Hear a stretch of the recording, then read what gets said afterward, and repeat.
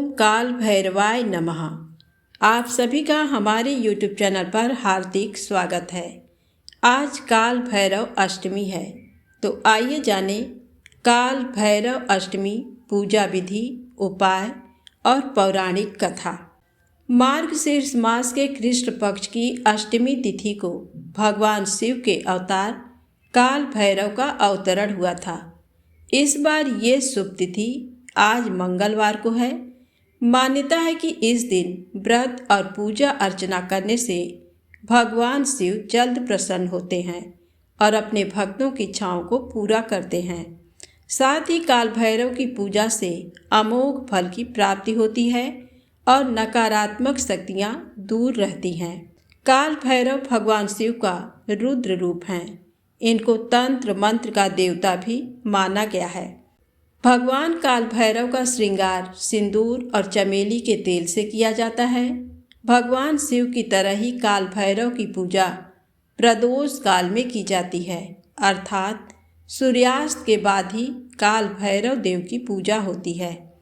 प्रदोष काल में पूजा से पहले स्नान और स्वच्छ वस्त्र धारण करें। इसके बाद भैरव मंदिर में भगवान काल भैरव या शिवलिंग पर बेल पत्र पर सफ़ेद चंदन से ओम लिखकर ओम काल भैरवाय नमः मंत्र का जप करते हुए चढ़ाएं और बेल पत्र चढ़ाते समय अपना मुख उत्तर की तरफ रखें।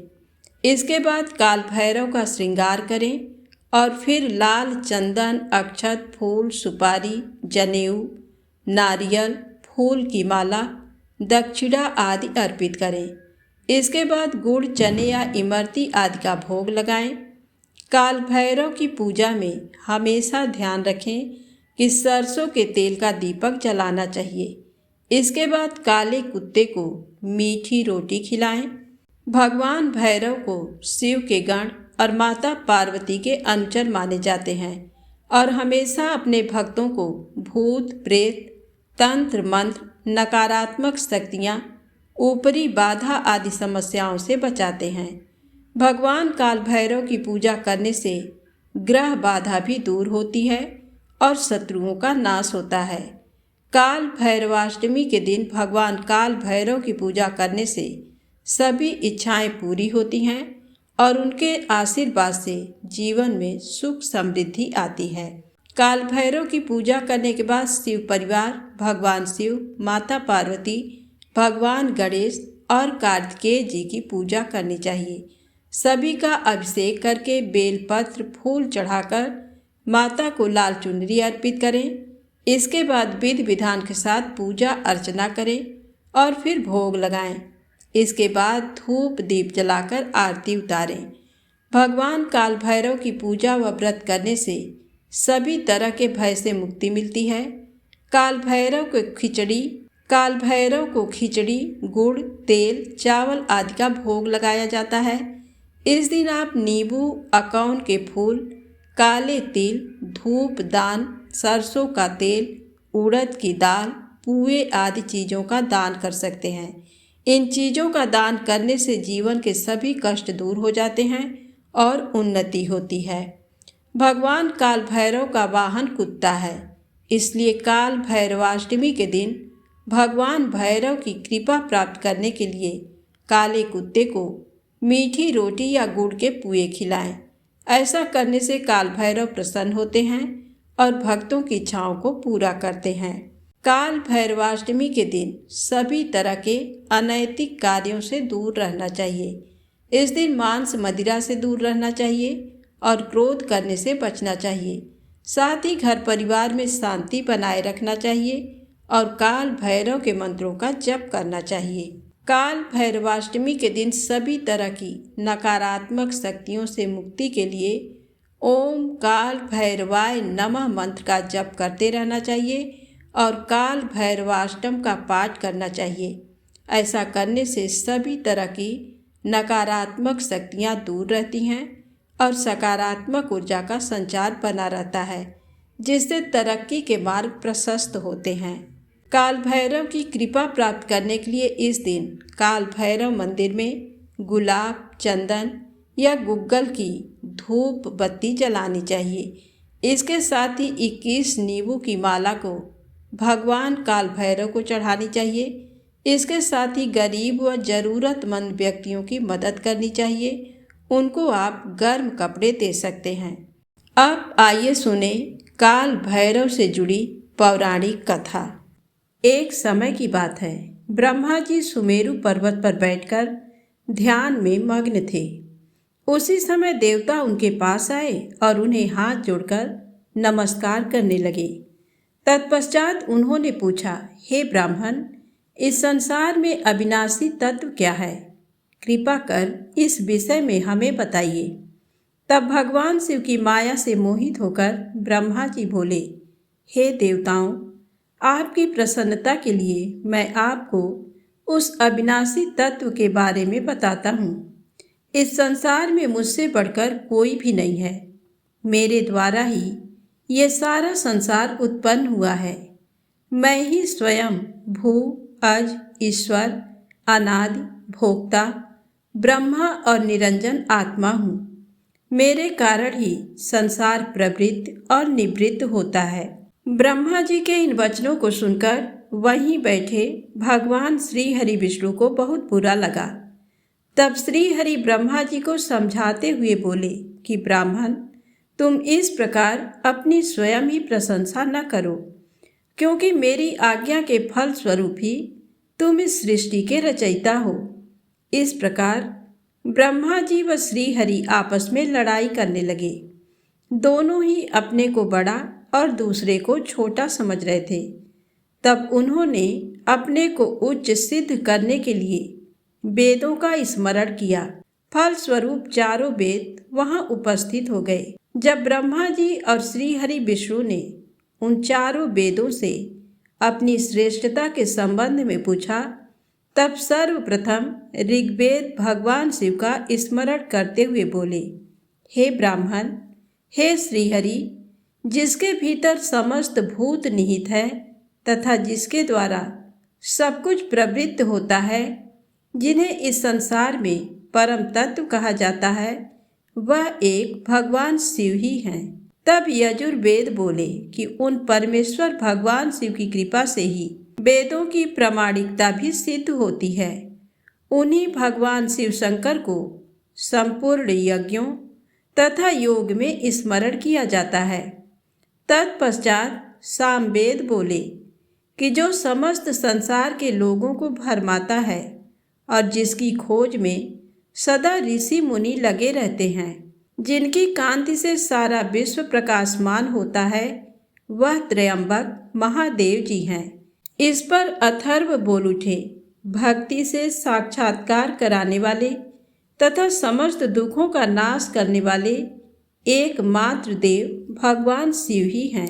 वेदों द्वारा कहे गए इन वचनों को सुनकर ब्रह्मा और विष्णु बोले, हे वेदों, तुम्हारे वचनों से सिर्फ तुम्हारी अज्ञानता ही झलकती है। भगवान शिव तो सदा नंगे रहते हैं, अपने शरीर पर भस्म धारण करते हैं। उनके सिर पर जटाजूट व गले में रुद्राक्ष है। वे सर्पों को भी धारण करते हैं। भला शिव को परम तत्व कैसे कहा जा सकता है?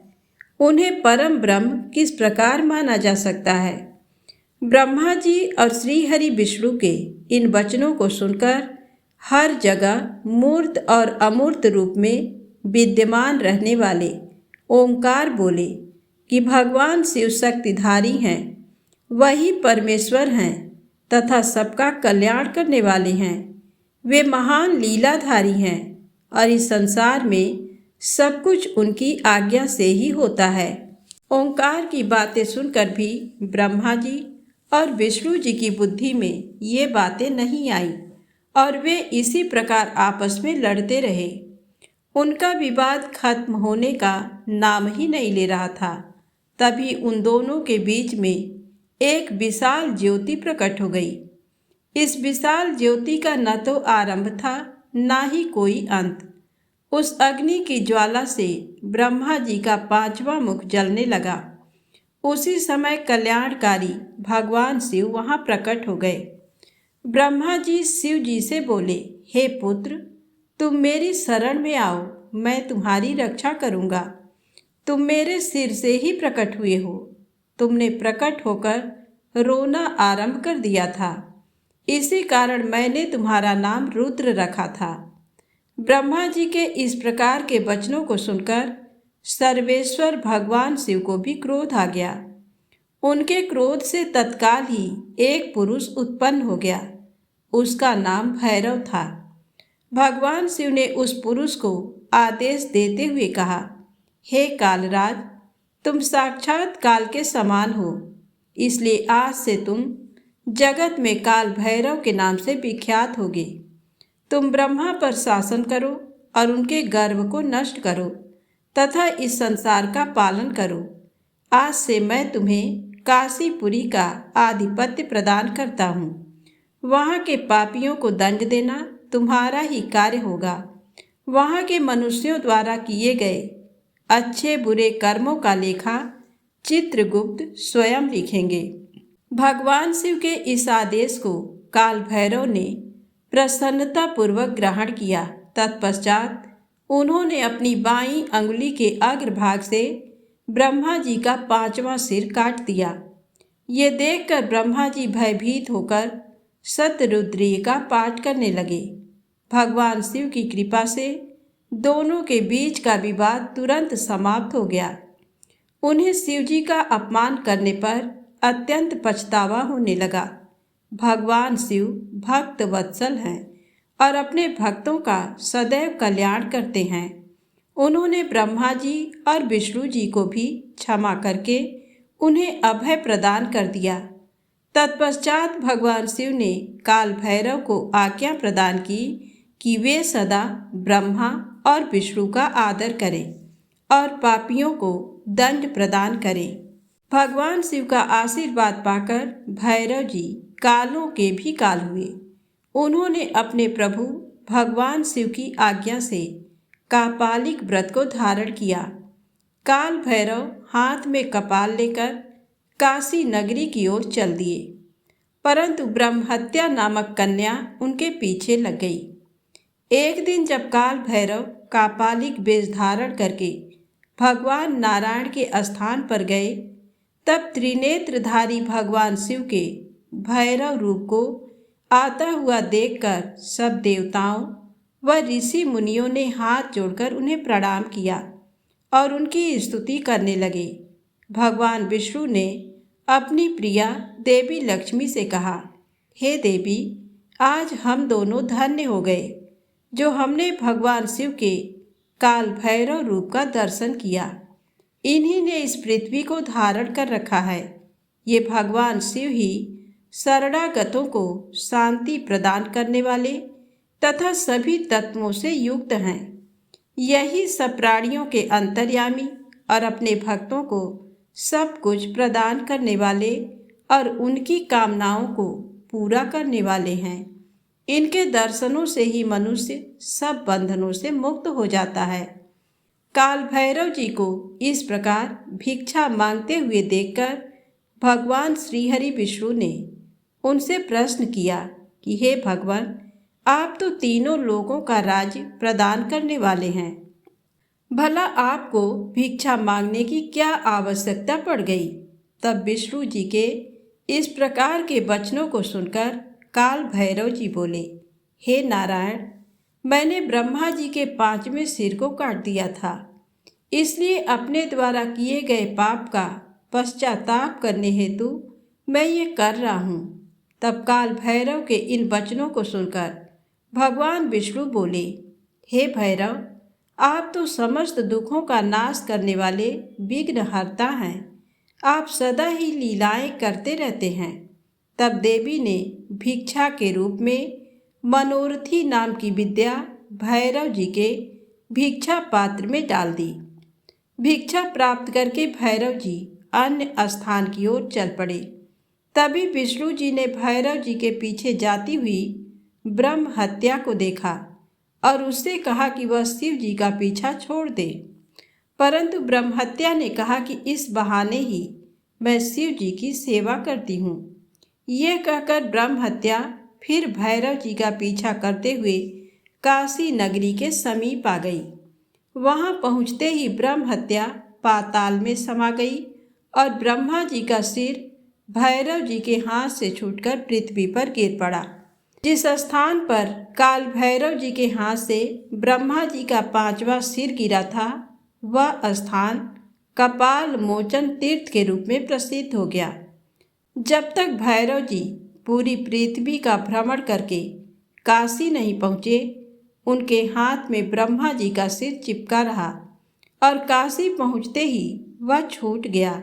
इसलिए काशी नगरी को पाप नाशनी माना जाता है और ये सत्पुरुषों द्वारा सदा सेवनीय है। जो मनुष्य शुद्ध हृदय से कपाल मोचन भैरव जी का स्मरण करता है, उसके जन्म जन्मांतरों के पाप नष्ट हो जाते हैं। कपाल मोचन तीर्थ में जाकर विधि पूर्वक पिंडदान और देव पितृ तर्पण करने से मनुष्य ब्रह्म हत्या के पाप से भी छुटकारा पा लेता है। प्रतिदिन भैरव जी का दर्शन करने से मनुष्य के समस्त पापों का नाश हो जाता है। काशी में रहने वाला जो पुरुष कृष्णाष्टमी के दिन या मंगलवार को भैरव जी के दर्शन करता है, उसके सभी पाप नष्ट हो जाते हैं।